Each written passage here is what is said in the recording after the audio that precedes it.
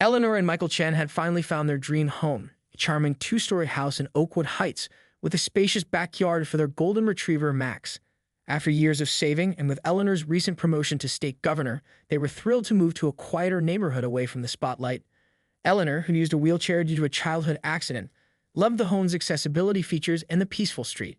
"This place is perfect," Eleanor said as Michael pushed her wheelchair up the custom ramp they had installed. The early autumn breeze rustled through the maple trees lining their driveway, scattering red and gold leaves across their new lawn. "I can actually reach everything in the kitchen, and the shower doesn't make me feel like I'm risking my life." Michael smiled, watching her eyes light up as she surveyed their new home. At 42, Eleanor had become the state's youngest governor and its first Asian-American woman in the role. The stress of the campaign had taken its toll, and they both agreed that maintaining some privacy was essential for her mental health and her marriage. The real estate agent mentioned most of the neighbors are retirees or busy professionals, Michael said, unlocking the front door. "Exactly what we wanted. People too occupied with their own lives to bother us about yours." For 3 blissful days, they unpacked boxes, arranged furniture, and settled into a routine. Eleanor converted the downstairs study into a home office where she could review legislation on days she didn't go to the Capitol. Michael, a high school science teacher, set up a small lab in the basement for preparing his classroom demonstrations. They even hosted Eleanor's security detail for dinner, though the officers remained discreetly stationed at the neighborhood entrance rather than directly outside their home, a compromise Eleanor had insisted on. "I won't live in a fortress," she had told her chief of staff. "The neighbors don't need to know immediately who I am. Let me just be Eleanor Chen, not the governor, at least on my own street." On the 4th morning, a pristine white envelope appeared in their mailbox, hand-delivered rather than postmarked. Inside was a letter from the Oakwood Heights Homeowners Association, welcoming them to the neighborhood and requesting their presence at the next meeting, scheduled for the following Tuesday evening at 7:00 p.m. in the community clubhouse. "We are delighted to have new residents and look forward to introducing you to our community standards and values," the letter read in an ornate formal font. It was signed by Gerald Harrington, HOA president, with a flourishing signature that took up nearly 2 inches of space. The letter also included a membership application with an annual fee of $1,200 and a list of committees new homeowners were strongly encouraged to join. Michael flipped through the papers at the breakfast table. "Seems standard. My parents' neighborhood has an HOA too." Eleanor's brow furrowed as she sipped her coffee. After 15 years as a civil rights attorney before entering politics, she had developed a finely tuned radar for power dynamics and overreach. "Our realtor said there were no HOA covenants on this property," she said, taking the papers from Michael. "His fee is higher than most, and look at this language. Mandatory compliance and enforcement protocols. That's unusually aggressive for a welcome letter." She wheeled herself to her office and tucked the letter into her desk drawer. "I'm not signing anything until I know exactly what we're getting into," she told Michael when he followed her. "Something about this doesn't feel right. I'll have my office quietly look into the property records tomorrow." That night, as they sat on their back porch, watching Max bound across the yard, Eleanor couldn't shake the feeling that their peaceful new beginning might not remain peaceful for long. 2 weeks passed in relative peace, though Eleanor noticed neighbors would occasionally slow their walks past their house, studying the property with undisguised interest.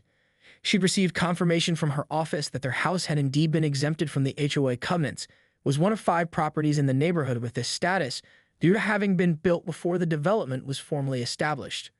Then the letters began arriving, 3 more in rapid succession, each more insistent than the last. The second included highlighted copies of community standards that noted infractions like non-approved garden hose color and excessive pet presence in front yard area. The third included photos of their house with circles around potential violations, including Max's water bowl on the porch and the shade of their front door. The final letter, delivered by hand and slipped through their mail slot on a Friday afternoon, contained an outright warning. Failure to join the HOA will result in enforcement actions as permitted by neighborhood covenants. A fine of $50 per day will be assessed beginning Monday. "This is getting ridiculous," Michael said, pacing the kitchen. "I'll just call this Harrington guy and sort it out." Eleanor frowned at the letter. "Be careful what you say. This feels like a pattern of harassment, and I want to document everything." Michael called the HOA president that evening, putting the phone on speaker so Eleanor could listen. He explained politely that they were still settling in and would consider the membership after reviewing the documentation. "We've been quite busy with work," and Gerald Harrington cut him off.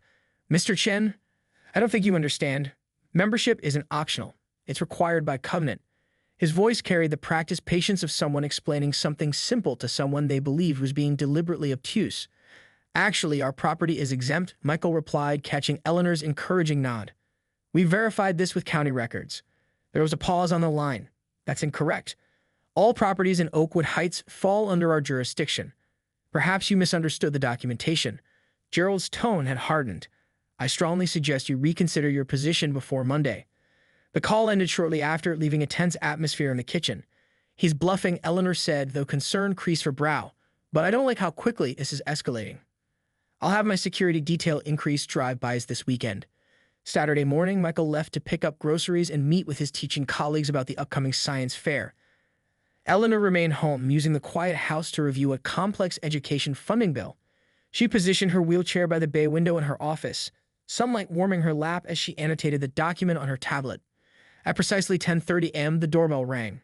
Eleanor checked the security camera feed on her phone, a feature they'd installed not for HOA compliance but for her safety as a public official. 3 people stood on her porch. A tall, silver-haired man in a blazer she recognized from the HOA website as Gerald Harrington, flanked by 2 younger, stern-looking men in matching navy polo shirts emblazoned with the Oakwood Heights HOA logo. With a sigh, Eleanor saved her work and wheeled herself to the door. Max followed at her side, his usual friendly demeanor subdued as if sensing her tension. "May I help you?" she asked, opening the door but keeping the security chain fastened. "Mrs. Chen," Gerald began, his smile not reaching his eyes. "I'm Gerald Harrington, president of the Oakwood Heights HOA. These are our compliance officers, Mr. Peterson and Mr. Reeves." He gestured to the men beside him, who nodded stiffly. Gerald continued, not waiting for a response, clearly not recognizing her as the recently elected governor who had chosen to keep a low public profile in her private neighborhood. "Your continued refusal to join our association leaves us no choice but to enforce our bylaws more directly." "I've reviewed your bylaws," Eleanor replied calmly, her years as a civil rights attorney evident in her composed demeanor. She reached for a folder she kept ready by the entryway table. "And I found no mandatory membership clause that applies to our property. Our deed has no such covenant. In fact, I have the documentation right here showing our exemption." Gerald's face reddened as he glanced at the documents Eleanor held out. Instead of taking them, he pushed the door wider, breaking the security chain with a sharp crack that startled both Eleanor and Max. The golden retriever gave a warning bark but stayed protectively by Eleanor's side. "We don't make exceptions," Gerald declared, his voice rising. "The neighborhood standards must be maintained.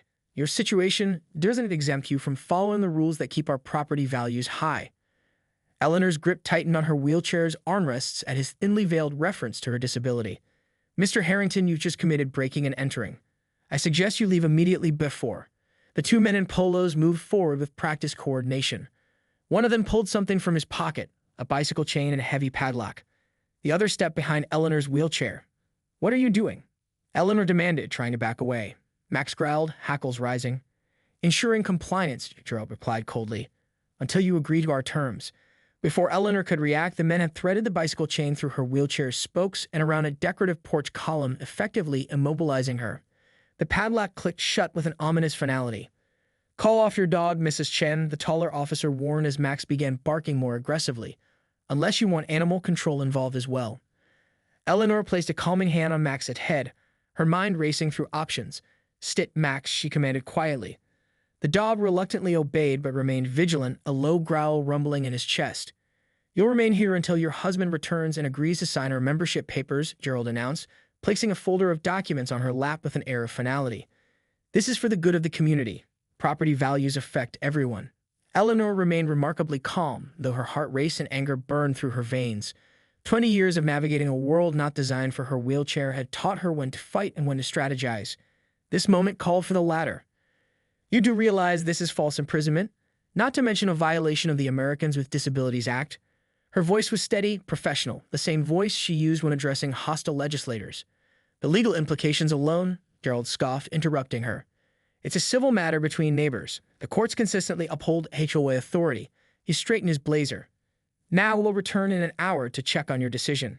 I suggest you use this time to consider what's best for everyone concerned." As they walked down the path toward a golf cart emblazoned with the HOA logo, Eleanor heard one of the men mutter, "These people moving in, thinking they're above community standards." The moment they were out of earshot, Eleanor pulled out her phone from her jacket pocket. Her hand trembled slightly, from adrenaline, not fear, as she unlocked it. She could call Michael, but he was 20 minutes away. She could call 911, but that might escalate the situation before she had documented everything. Instead, she opened her contacts and scrolled to Martinez S. Sophia.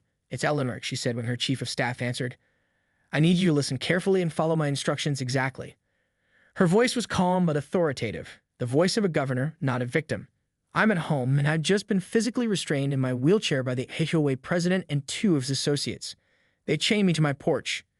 She paused as Sophia's shocked exclamations came through the phone. "No, I'm not in immediate danger, but I need you to do 3 things," Eleanor continued. "First, contact Captain Reynolds and have him send officers, not in police vehicles, unmarked cars only. Second, call Michael and tell him to come home, but not to confront anyone. Third, contact Attorney General Wilson. Tell her I've just experienced a rather dramatic example of HOA overreach that I believe merits a state-level investigation." As Eleanor spoke, she used her phone to take photos of the chain, a lock, and her immobilized wheelchair. Then she started a video recording narrating the events that had just occurred in precise, careful language that would be admissible in court. "One more thing, Sophia," she added, her eyes fixed on the retreating figures of the HOA representatives. "Make sure the officers understand that I want these men arrested. Not warned, not cited, arrested. And have them bring bolt cutters." Michael Chen had just finished placing groceries in the trunk of his car when his phone rang. The conversation with the governor's chief of staff lasted less than 30 seconds, but it was enough to send him speeding home, his hands gripping the steering wheel so tightly his knuckles turned white. As he turned onto their street, the first thing he noticed was the absence of commotion.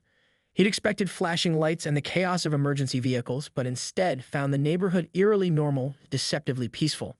Then, as he approached their house, he saw them, 4 unmarked sit-ins parked at discrete intervals along the street, and several men and women in plain clothes who were unmistakably law enforcement by their stance and alertness. He parked haphazardly in the driveway and rushed toward the house, only to be intercepted by a tall woman he recognized as part of Eleanor's security detail. "Mr. Chen," she said quietly, "the governor is safe. The situation is under control, but we need to proceed carefully." "Where is she?" Michael demanded, his voice tight with worry. The agent gestured toward the front porch, where Michael could now see Eleanor still in her wheelchair. A man in civilian clothes was crouched beside her, working with what appeared to be bolt cutters on something Michael couldn't quite make out. Another officer was photographing the scene while a third took notes on a tablet. Michael rushed up the path, his heart racing. Eleanor looked up, relief washing over her face. "Michael, I'm okay." He knelt beside her, noticing for the first time the heavy bicycle chain wrapped around her wheelchair's wheels and the porch column. "My God," he whispered, anger surging through him. "Who did this to you?" "The HOA welcoming committee," Eleanor replied with grim humor, though he could see the strain behind her composure. "Apparently, this is how they handle exemption paperwork in Oakwood Heights." The locksmith finally cut through the chain, which fell with a heavy clang to the porch floor. An evidence technician immediately moved in to collect it, placing it carefully in a labeled bag. "Are you all right?" Michael asked, kneeling beside her and checking for any injuries. "Did they hurt you?" Eleanor shook her head, her expression grim but determined. "I'm fine, just furious. But they picked the wrong person to intimidate." It was then that Michael noticed the scene unfolding across the street. A police cruiser had pulled up in front of a large colonial-style house where 3 men, including one Michael recognized from the HOA website as Gerald Harrington, were being questioned by officers. The HOA president's face had lost all color as realization apparently dawned on him. "They didn't know who you were?" Michael asked incredulously. "Apparently not," Eleanor replied, "though I doubt it would have mattered. People like that don't see the person, just the wheelchair, and they certainly don't expect the person in it to have any power." A silver-haired woman in an impeccable suit approached them, her expression a careful balance of professional concern and barely contained outrage. "Governor Chen," she said, "I'm Attorney General Wilson. I came as soon as I heard. This is unprecedented." Eleanor nodded. "Cynthia, thank you for coming personally. I want the full weight of your office on this, not just for me, but for every resident they've bullied." The police captain, a veteran officer with salt and pepper hair and a no-nonsense demeanor, joined them. "Governor Chen, we have their statements. All 3 are attempting to blame each other. The 2 associates claim they were just following Mr. Harrington's orders." "Of course they are," Eleanor said with a wry smile. "A time-honored defense that rarely works." "Would you like to press charges?" the captain asked. "Absolutely," Eleanor replied without hesitation. "False imprisonment, breaking and entering, criminal damage to property, violation of disability rights, and anything else the AG's office can think of. And I want a full investigation into this HOA's practices. I'm certain we're not the first residents they've intimidated." Michael placed a supportive hand on her shoulder, still trying to process what had happened. In the 12 years they've been married, he'd seen Eleanor face discrimination, navigate political minefields, and win against tremendous odds. But he'd never seen the cold determination that now settled over her features. "This ends now," she said quietly, more to herself than anyone around her. "Not just for us." The story exploded across state news within hours. By evening, every major network had picked up the headline: HOA board members arrested after chaining disabled governor to porch. Social media erupted with outrage, the hashtag HOA overreach trending nationally by nightfall. Eleanor's office released a measured statement. While the governor appreciates the role community associations play in maintaining neighborhoods, criminal intimidation and discrimination will not be tolerated under any circumstances. Governor Chen is cooperating fully with law enforcement and looks forward to a thorough investigation. Behind the scenes, Eleanor refused the security team's suggestion to relocate temporarily. "I won't be driven from my home," she told Michael that night as they sat in their living room, the lights of a patrol car visible through the curtains. That would send exactly the wrong message. Michael brought her a cup of tea, concern still etched on his face. "You're sure you're okay? You know you don't have to be the governor tonight. You can just be Eleanor, who went through something terrible today." She reached for his hand, squeezing it gently. "I'm processing it, I promise. But right now, I need to make sure this becomes more than just a bizarre news cycle about me. This is about abuse of power, and that's something I can actually fix." By the following morning, the Attorney General's office had launched a formal investigation into the Oakwood Heights HOA. What they discovered shocked even Eleanor, who had suspected problems ran deep. Residents began coming forward with their own stories, emboldened by the governor's example. An elderly widow described how the HOA had fined her $500 for planting unauthorized flowers to commemorate her late husband. A family with an autistic child shared how they'd been threatened with legal action over therapeutic playground equipment in their backyard. A Vietnamese couple recounted receiving violation notices for ethnic cooking odors coming from their home. The HOA had been operating as a neighborhood fiefdom for years, imposing arbitrary fines, placing liens on properties, and harassing homeowners who questioned their authority. Their financial records, obtained via subpoena, revealed misappropriation of funds, with HOA fees being directed toward personal expenses for board members, including a timeshare in Florida registered to Gerald Harrington. They collected over $100,000 in unauthorized fines over the past 5 years. The forensic accountant reported to Eleanor during a briefing in her home office. Many residents paid out of fear of losing their homes. Perhaps most damning was the discovery that the HOA had maintained 2 sets of rules: the official bylaws filed with the county and a separate enforcement manual used by the board that included tactics for targeting problem residents. Notes in the margins identified homes occupied by elderly residents, single women, and minorities as compliance priorities. Eleanor listened to these reports, her expression hardening with each new revelation, and the legal standing issue. She asked the Attorney General, who sat across from her. "Your property was indeed exempt, along with 4 others. Wilson confirmed. "They had no legal authority to require your membership or enforce any rules on your property. But more concerning is this." She slid a document across the desk. "They've been falsifying covenant records for years, claiming properties were subject to HOA jurisdiction when they weren't. In a particularly stunning discovery, records showed that the HOA board had specifically targeted the Chen's property after learning it was one of the exempt homes. An email from Gerald to the board, now in evidence, stated, 'These exemptions undermine our authority. We need to make an example of the new owners before others get ideas.'" He never expected the example to have any recourse, Eleanor said quietly, studying the email. "That's the most telling part of all this, the absolute certainty that they could act with impunity." As news of the investigation spread through the neighborhood, the community's atmosphere transformed. Neighbors who had been afraid to speak to one another began sharing stories in driveways and at mailboxes. Some expressed shame at having remained silent while others were targeted. Others admitted relief that someone had finally challenged the regime that had governed their lives through fear. 3 months later, Eleanor sat in her office at the state capitol, the afternoon sunlight streaming through tall windows as she reviewed the final draft of legislation that had emerged from the incident. The Homeowner Protection Act sat before her in a leather portfolio, the culmination of countless hours of testimony, legal research, and persistent advocacy.